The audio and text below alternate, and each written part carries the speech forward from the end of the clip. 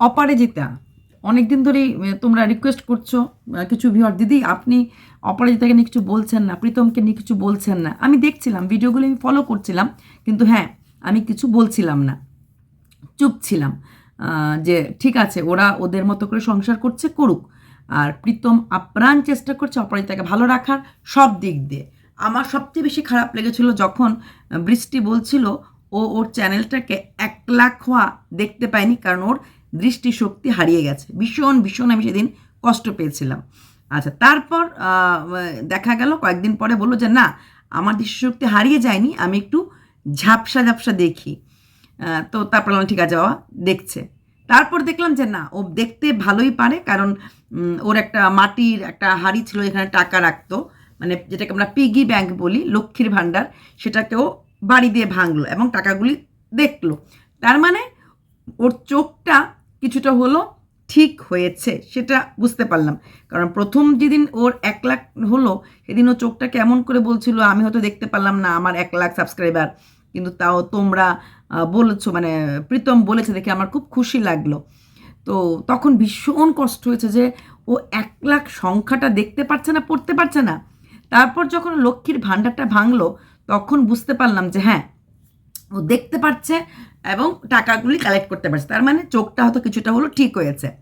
এবার প্রশ্ন আসছে, প্রচুর লোক কমেন্ট করছিল প্রীতমকে, প্রীতম একটু আপসেট হয়ে গেছিল, কি হয়েছে কি হয়েছে কি হয়েছে, যেহেতু প্রীতম বলছিল চুল পড়ে যাচ্ছে, চুল পড়ে যাচ্ছে। তো সবাই আমরা জানি, একটাই আমাদের ধারণা যে কেমো দিলেই চুল পড়ে না, কেমো ছাড়াও অনেক কারণে চুল পড়ে। কারণ প্রীতম পরিষ্কার বলে দিয়েছে ওর ওই রোগটা, মানে সেই মারণাত্মক ব্যাধি যেটা আমরা ভাবি যে কেমো দেয়, ওই রোগটা হয়নি। কিন্তু অনেক লোকই রোগটা বুঝতে পারেনি।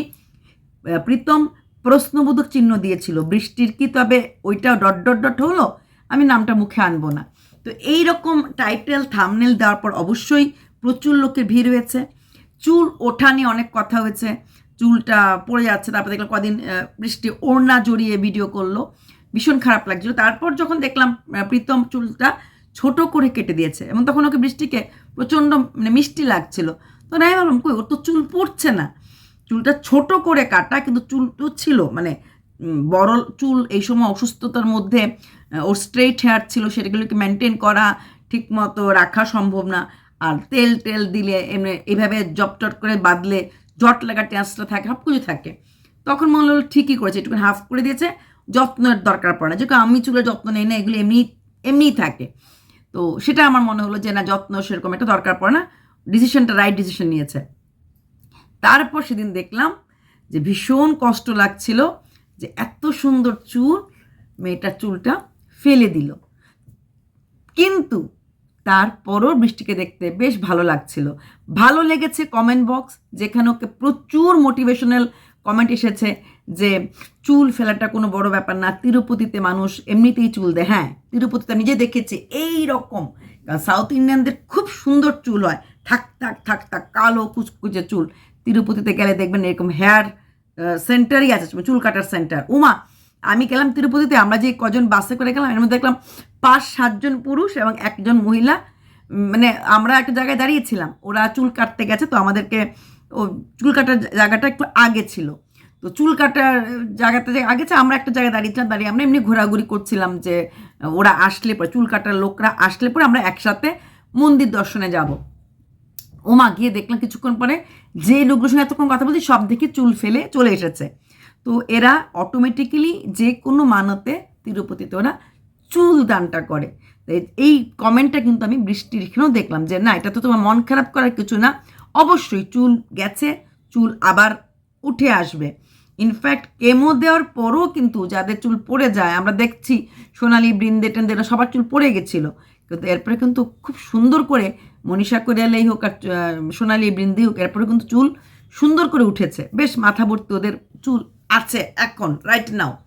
তো বৃষ্টির ওই রোগটা হয়নি। বৃষ্টির এখন কথা হচ্ছে বৃষ্টি তাহলে কী রোগ হচ্ছে, বৃষ্টির কী রোগ হচ্ছে সেটা ঠিক এখন পর্যন্ত প্রীতম কিন্তু ক্লিয়ার করে আমাদের কাউকে কিছু বলেনি। তবে কেউ কেউ আমাকে লিখে গেছে হয়তো ব্লাড ক্লট থেকে হয়তো ওই জায়গাটাতে ওই ব্লাডটাকে ডাইলিউট করে দিচ্ছে, মানে লোকের কথা। সেটা আমি যেহেতু ডাক্তার না, যেহেতু প্রীতম খুব ভালো জায়গায় ট্রিটমেন্ট করাচ্ছে, চেন্নাইতে ট্রিটমেন্ট করাচ্ছে, তো সেখানে নিশ্চয়ই মানে তামিলনাড়ু, চেন্নাই বলে অনেকে রাগ করে, দিদি চেন্নাইতে না, হ্যাঁ চেন্নাইতে না, তামিলনাড়ুতে ট্রিটমেন্ট করাচ্ছে। তো সেখানে ডাক্তাররা নিশ্চয়ই ভালো ট্রিটমেন্ট করছে এবং ভালো করে জানে। তারপর যেটা আমার ভালো লাগলো, আমি প্রীতমকে এটা প্রথমেই বলেছিলাম, অক্টোবর মাসেই বলেছিলাম, যখন ওর বৃষ্টির মা বাবা চলে গেছিলো, যে তুমি একা একা ছেলেকে নিয়ে এখানে কেন কষ্ট করছো, রান্না বান্না, ওকে সামলানো, ওর গায়ে হাত পা ব্যথা, ছেলের কান্নাকাটি, দরকার নেই। কারণ প্রীতমের তো কোনো চাকরি নেই যে হ্যাঁ চাকরি আছে, বা ছেলের কোনো বড় ক্লাস না যে পড়াশোনা নষ্ট হয়ে যাবে, কোনো কিছুই না। প্রীতম নিজে একজন টিচার, প্রীতমের কাজ হচ্ছে টিউশন করা। তো টিউশন তো সে দুর্গাপুরেই হোক, কলকাতায় হোক, শিলিগুড়ি হোক, নদিয়ায় হোক, পৃথিবীর যে কোনো জায়গায় যার টিউশন যার পেশা থাকে সে করতে পারে। তাই সেটার থেকে অনেক ভালো যদি বৃষ্টির মা বাবার কাছে চলে যাওয়া হয়। বৃষ্টির মা বাবা দাদা মানে তিনটা বড় মানুষ ওর পাশে থাকবে, সেখানে ওর অনেকটাই সাহস। প্লাস প্রীতমের কোনো কাজের লোক নেই। আমি বৃষ্টির ভিডিওতে আগে দেখেছিলাম বৃষ্টির মার বাড়িতে কিন্তু কাজের লোক ছিল। গতবারের কথায় যে বলেছিল যে মা আমি আসলাম পুজোতে, মার মনটা খারাপ কারণ কাজের লোক আসছে না, আমি এসেই রান্নাঘরে ঢুকলাম, মা মেয়েটা কদিন এসেছে কিন্তু মেয়েটাই রান্না করছে। এগুলি আমি বৃষ্টির ভিডিও থেকেই দেখেছি যে বৃষ্টির বাপের বাড়িতে কাজের লোক আছে, কাজের লোক ছুটি নিয়েছে বলে ওর মার একটু মন খারাপ ছিল। তো সেখানে দাঁড়িয়ে প্রীতম এখানে থাকার, বাচ্চাটারও একটা কোম্পানি লাগে, দাদু দিদার কাছে থাকলে বাচ্চাটা এমনি সাহারা হয়, সেখানে বাচ্চা যদি খুশি থাকে তাহলে প্রীতমের একটু বার্ডেনটা কম হয়ে যায়। প্লাস যদি শিলিগুড়িতে টিউশন পায় তাহলে দুর্গাপুরও টিউশন পাবে। দুর্গাপুরও একটা বেশ পপুলার এলাকা, যে টিউশন করার যাদের ক্ষমতা থাকে তারা ভারতের যে কোনো প্রান্তে গিয়ে, তার যদি নলেজ থাকে, সলিড নলেজ থাকে, তাহলে সে সব জায়গায় টিউশন করতে পারবে। শুধু শুধু এখানে থেকে কোনো মানে হয় না। প্লাস তখন একটা ব্যাপার ছিল, ওকে বাড়ির থেকে মানবে কি মানবে না, মানেনি, তাই দূর কলকাতা ছেড়ে একটা দূরের জায়গায় এসেছিল। এখন যখন বৃষ্টির মা বাবা ওকে মেনে নিয়েছে, আমার মনে হয় সুস্থ হয়ে যাওয়ার পরও ওই শিলিগুড়িতে সেটেল না করে যদি দুর্গাপুরে যদি সেটেল করে, তাহলে বৃষ্টির মা বাবা আসা যাওয়া করতে পারবে, মানে নাতিকে দেখতে পারবে, মেয়েকে দেখতে পারবে। এত দূরত্ব রেখে তো মানে হয় না। কারণ যেহেতু প্রীতমের কোনো স্পেসিফিক কোনো কাজ নেই, আর বর্তমানে ওদের মূল ইনকামটা হচ্ছে ইউটিউব থেকেই, আর ইউটিউব তো পৃথিবীর যে কোনো জায়গা থেকেই করা যায়, তাই নয় কি? খুব ভালো লাগলো তখন সেই বৃষ্টিকে ওর মা খাইয়ে দিচ্ছে, বৃষ্টির মুখটা দিয়ে ভীষণ একটা হাসি, মা বাবা, সবচেয়ে বড় কথা বাপের বাড়ি সে ঘরটা আসার পর প্রীতম জিজ্ঞেস করলো কেমন ফিল হচ্ছে, বলছে কুটুম কুটুম ফিল হচ্ছে। কারণ গত বছর 25শে নভেম্বর ওরা বিয়ে করে ফেলেছিল, আর সেই বিয়ে করার পর কিন্তু আর বাপের বাড়ির সাথে কোনো রকম যোগাযোগ ছিল না। প্রায় একটা বছরের মতো, প্রায় 8-9 মাসের মতো কোনো পরিচয় ছিল না। তারপর এই মেয়ের অসুস্থতা মা বাবাকে আর দূরে থাকতে পারে নাই। একটা বছর বলবো না, প্রায় 10 মাসের মতো, কারণ সেপ্টেম্বর থেকেই তো ওর মা বাবার কাছে চলে আসলো, নভেম্বর টু সেপ্টেম্বর, এই 10-11 মাস কোনো সম্পর্ক ছিল না। বাচ্চাটাও খুশি, মামার বাড়িতে এসেছি, মামার বাড়িতে এসেছি, মামার সাথে গিয়ে বাজার করে আনলো, অনেক কিছু কিনে আনলো, ওর যেটা কেনার ইচ্ছা সেটা কিনে আনলো। এই জায়গাটার কথা আমি অক্টোবর থেকেই বলছি, এই 2 মাস, অক্টোবর আর নভেম্বর, 2 মাস একা একা এই যে স্ট্রাগলটা করার দরকার ছিল না। এখন হতে পারে বাচ্চাটার পড়াশুনো, বাচ্চাটা এমন কোনো বড় ক্লাসে পড়ে না, আমি আগেও বলেছিলাম ক্লাস কেজি, ক্লাস 1, বা যেহেতু প্রীতম নিজে টিউশন লাইনে আছে, তো আরামসে কেজি আর ক্লাস 1-এর বই ঘরে বাচ্চাটাকে পড়িয়ে ক্লাস 2তেও ভর্তি করানো যায়, কোনো ব্যাপার না। ক্লাস 2তেও প্রচুর বাচ্চা ভর্তি হয়, আমি নিজের চোখে দেখেছি, ক্লাস 2তেও প্রচুর বাচ্চা ভর্তি হয়। ইভেন কি বাইরে ছিল, ইন্ডিয়ার বাইরে ছিল, ওখানে কোনো স্কুল পড়াতে পারেনি, আমি এরকম কেসও আমি ফেস করেছি, কোনো অসুখ বিসুখ না, ওখানে ওরা ঘরে পড়িয়েছে, তবে ইন্ডিয়ার বাইরে ছিল, স্কুলে দেয়নি। একবার ক্লাস 2তে এসে ভারতবর্ষে ফিরে এসে, বাবার চাকরির জন্য বাইরে গেছিলো, তো ভারতবর্ষে ফিরে এসে ডাইরেক্ট ক্লাস 2তে ভর্তি করেছে, অ্যাডমিশন হয়েছে। অ্যাডমিশন টেস্টে পাস করলে কেন স্কুল নেবে না? প্রাইভেট স্কুলগুলো অ্যাডমিশন টেস্ট নেয়, অ্যাডমিশন টেস্ট যদি বাচ্চাটা ভালো করে তাহলে যে কোন প্রাইভেট স্কুল নিয়ে নেয়। অ্যাডমিশন টেস্টের জন্য বাচ্চাটাকে ঘরেই তৈরি করা হয়, সেটার জন্য বাইরের স্কুল দরকার নেই। তো সেখানে দাঁড়িয়ে এই নিজের স্ট্রাগলটা করার দরকার ছিল। তো ভালো লাগলো অ্যাট দ্য এন্ড প্রীতম নিজের জায়গাতে গেছে, এবং সেখানে যেভাবে বৃষ্টির দাদাও একটা বড় একটা পাওয়ার, কারণ উনি একজন ম্যাচিউরড লোক, তো সে নিশ্চয়ই সেখানে প্রীতমের সাথে বিভিন্ন জায়গায় ওষুধপত্র আনা, কখন এই মেডিসিনটা পাওয়া যাচ্ছে না, মেডিসিনটা শেষ হয়ে গেছে, এই চিন্তাগুলি আর্থিক চিন্তা ছাড়াও যে চিন্তাগুলি, একটা জায়গায় থাকা মানে, দুটো জায়গায় থাকা মানে কিন্তু খরচটা আলাদা, খাওয়াটা আলাদা, দুটো জায়গাতে দুটো গ্যাসের ইসে আলাদা, এক জায়গাতে খাওয়া দাওয়া হলে কিন্তু খরচের দিকটাও কিছুটা হলেও ম্যানেজ করা যায়, সেখানে দু জায়গার খরচ আলাদা, এস্টাবলিশমেন্ট আলাদা। তো সেখানে আমার মনে হয় না কোনো অবস্থাতেই আর প্রীতমের শিলিগুড়িতে ফিরে যাওয়া দরকার আছে। যদি কেউ জিনিসপত্র থেকেও থাকে, যদিও প্রীতম দেখলাম একটা ট্রলি ব্যাগেই মোটামুটি জিনিস নিয়েছে, বেশি জিনিস আনেনি, হয়তো ভবিষ্যতে শিলিগুড়ি ফিরে যাওয়ার ইচ্ছা আছে। কিন্তু আমার মনে হয় ওই যে জিনিসপত্র তো খুব দামি জিনিসপত্রটা কেনেনি, মোটামুটি সেই জিনিসপত্রগুলি যদি আনতে পারে ট্রান্সপোর্ট ভাড়া দিয়ে ভালো কথা, আর যদি না পারে ওখানে সেল করে দিয়ে গিয়ে দুর্গাপুরেই ফুল অ্যান্ড ফাইনাল। কারণ প্রাইভেট চাকরি, টিউশন, ইউটিউব তিনটাই দুর্গাপুর থেকে করা যাবে। তার জন্য শিলিগুড়িতে কেউ নেই, কোনো রিলেটিভ নেই, কিছু নেই, এমন একটা জায়গাতে। আর বৃষ্টির মা বাবাও সুস্থ থাকে, বৃষ্টির মা বাবারও বয়স হয়ে গেছে, ফুট করে ওরাও কিন্তু এখন না, বৃষ্টি সুস্থ হয়ে গেল পরেও যে নাতিকে দেখতে ইচ্ছে হলো, মেয়ের কাছে আসতে ইচ্ছে হলো, ফট করে আসাটা সম্ভব হবে না। সেখানে দুর্গাপুর থাকলে কিছুটা আপ ডাউন করা যাবে। হ্যাঁ, দুর্গাপুর বা কলকাতা যেটাই থাকুক না কেন, আপ ডাউনের এতটা অসুস্থ না, অসুবিধা হবে না। নাতিরাও ইচ্ছে হলো দাদুর বাড়ি যাবে, দাদুর সঙ্গে দিদার সঙ্গে খেলা করবে, সম্ভব সেটা। আমার মনে হয় সেটাই ভালো। আর প্রীতম বলছে যে এখন কোনো জায়গায় ফার্স্ট অপিনিয়ন তো নিয়েছে, এখন হয়তো বাইরে আরও অন্য কোনো জায়গায় যাওয়ার চিন্তা ভাবনা করছে, সেকেন্ড অপিনিয়ন নেওয়ার চিন্তা ভাবনা করছে। সেটা কোথায় এখনও বলেনি, কোথায় যাবে, কোথায় নিয়ে যাবে, কি সেকেন্ড অপিনিয়ন নেবে। তবে বৃষ্টিকে দেখে মনে হলো আগের থেকে অনেকটাই ভালো আছে, চুল টুল পড়ে গেছে ঠিক আছে, চোখটা ভালো আছে, বা হ্যাঁ খেতে পারে না, এটা একটা বিশাল কষ্ট। ওর মা এইটুকুন খাবার নিল, ওটাও খেতে পারছে না, মা জোর করে খাইয়ে দিচ্ছে। খাওয়াটার খুব একটা কষ্ট পাচ্ছে, কারণ খাওয়াটা এই সময় খুব দরকার। ফুড ভ্যালু না হলে শরীরে অসুখের সাথে লড়াই করার জন্য কিন্তু খাওয়াটার খুব দরকার। যাই হোক, একটা প্রার্থনা করবো, সুস্থ হয়ে যাও। আর প্রীতমকে একটা কথা বলবো, নেগেটিভ কমেন্ট তোমার কাছে হাজার হাজার পজিটিভ কমেন্ট আসে, তো তুমি সেই পজিটিভ কমেন্টগুলি নিয়েই ভাবো যে কে বললো যে চ্যানেলকে সামনে রেখে, মানে অসুস্থ বউকে সামনে রেখে চ্যানেল গ্রো করছো।